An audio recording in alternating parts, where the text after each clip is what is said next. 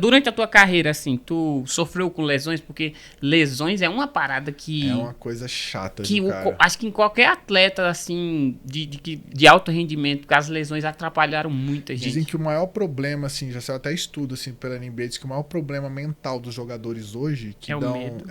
Não é não medo, é saber lidar com as lesões. Sério? Porque é muito ruim. Realmente é muito ruim, entendeu?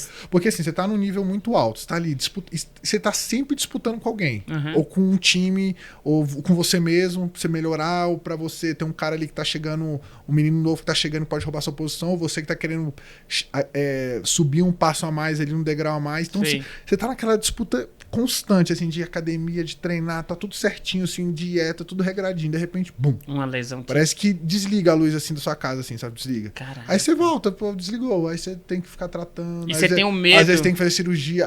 Aí o pior, como que eu vou voltar? Como que eu vou voltar com dor? Vou voltar fora de forma. Vou voltar no tempo certo. Como que vai estar a galera que, irmão, vai estar no tempo certo, vai a galera voando. E tem uns atletas, eu fico pensando assim, por exemplo, tem alguns jogadores que machucam o tornozelo e tudo, e depois de um tempo você vê o cara andando, até antes de voltar a praticar o esporte, você fica, caraca, será que esse cara tá forçando uma coisa que era pra ele estar mais em repouso? Porque, querendo ou não, uma lesão no tornozelo, joelho, é os que mais tem, né? O que mais tem é joelho e tornozelo. E tira muita gente do esporte. E é ruim porque, assim, que nem você falou, às vezes a pressa sua é tão grande de alguns times, até dos times um pouco menores, assim, mais afobados, que eles voltam você sem estar pronto. Isso é. E acaba piorando. Então você consegue até jogar ali, levar ali o campeonato durante o tempo, só que assim, você vai criando sequelas. E é recorrente, tem lesões que ela volta a ser recorrente, né? Várias voltas, principalmente pé, porque a gente vira, se você não tratar, dizem que assim, a teoria é, se você não tratar a primeira muito bem, você vai ficar torcendo É igual direto. o ombro, né? Dizem que o ombro só precisa sair uma vez, cara. Uma vez. Parece aqueles bonecos. Eu sofri muito na infância com lesões, mas não era eu, era um boneco que eu tinha, que ele saía toda vez, era um Max Steel que eu ganhei. Ele saiu o braço dele toda vez. Aí só o adulto podia botar. Eu tinha uma raiva tão grande. Aí quando eu colei o braço dele, eu perdi a cabeça desse boneco. Mas assim, cara, é uma coisa que tira muita gente do esporte. Eu sou comediante. E assim, tem uma história bem interessante que é do Nil Agra, que é um comediante. Ele é daqui de Brasília, mas acho que o pai dele era militar. Ele mudou pra Recife e tudo.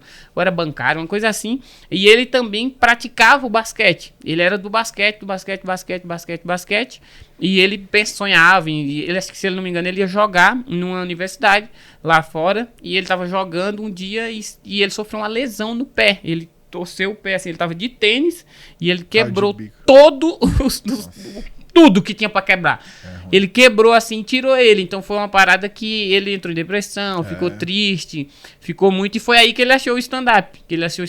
Tal, porque ele tava aprendendo inglês já pra viajar pra fora. Putz, aí isso dá uma frustração aí muito grande, foi onde ele achou. E ele aprendia inglês pelas os shows de stand-up comedy. Aí, pô, ele se frustrou numa coisa, começou a fazer outra e deu certo. É um dos maiores comediantes. Mas deu certo. Mas deu certo. Ele joga ainda hoje em dia. Não joga, mas né? joga ele, o Ked, joga os meninos lá. Mas é uma parada que é triste, assim. E agora tu falou uma que também o Márcio tava me contando aqui, que a gente sempre faz um briefing antes. Que por causa de uma lesão tua, tu chegou a ganhar um carro, é verdade essa história? Do quê? Do carro? É, tu sofreu uma lesão e ganhou um carro. Que história é essa? Carlinhos contou que teve uma lesão no joelho por causa disso. Tu sofreu uma lesão no joelho. Verdade. Aí tu acha que tu não podia. Então, a verdade foi a seguinte, eu machuquei o joelho feio, né? Assim, você viu, o cara ganhou um carro, ele esqueceu que ganhou um carro. É verdade. Quem que esquece que ganhou um carro? Um ganhado, mais ou menos ganhado. Vamos lá. Um ganhado, vamos lá. Aí ele terminou de pagar esse mês. Eu machuquei, eu paguei uma parte. Aí eu machuquei, né? E, pô, eu era novo, né? Ganhava pouco ainda. Aí eu tinha que ir pra fisioterapia 2 vezes por dia. De manhã e de tarde, pra tratar o joelho. Aí eu falei, e a fisioterapia era longe. Táxi, 2 vezes por dia, imagina. Ganhar 500, 600 reais, sei lá. No dia de hoje, assim, não dava pra manter, né? Ia de mototáxi. Já que eu aprendi mesmo a manha, né? Acostumou, ele somava. Basquete tem que andar de moto. Aí eu falei, vou de mototáxi, né? Comecei de mototáxi. Fui uma semana de mototáxi. Só que um dia o fisioterapeuta me viu andando de mototáxi. E falou assim, não, tu não pode andar de mototáxi não. Eu falei, pô, Carlinhos, não Se tem. tu cair de moto. Realmente, né, velho? Hoje não tá louco. Eu sei que eu fiz burrada. Eu fui mais porque parte financeira, que eu não tinha... Como é que eu vou, Como é que vai...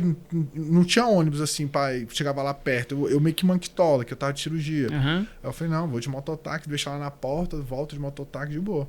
Só que esse fisioterapeuta aí, ele é muito escrachado, assim, todo...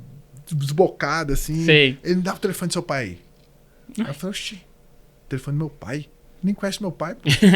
Qual que é o nome dele? Luiz. Aí ligou assim, ó, seu Luiz, aqui é o Carlos Eubank, seu terapeuta aqui do Arthur, não sei o quê, não sei o quê. Você tem dinheiro? Caraca, mas assim, no Aí seco? meu pai, puta que pariu, será que esse é um assalto, alguma coisa assim? Que Sequestraram o menino. E hoje você conversa com meu pai, ele fala, não entendi nada. Ele falou, não sou rico não, mas a gente não passa fome e a vida segue pra gente aqui normal.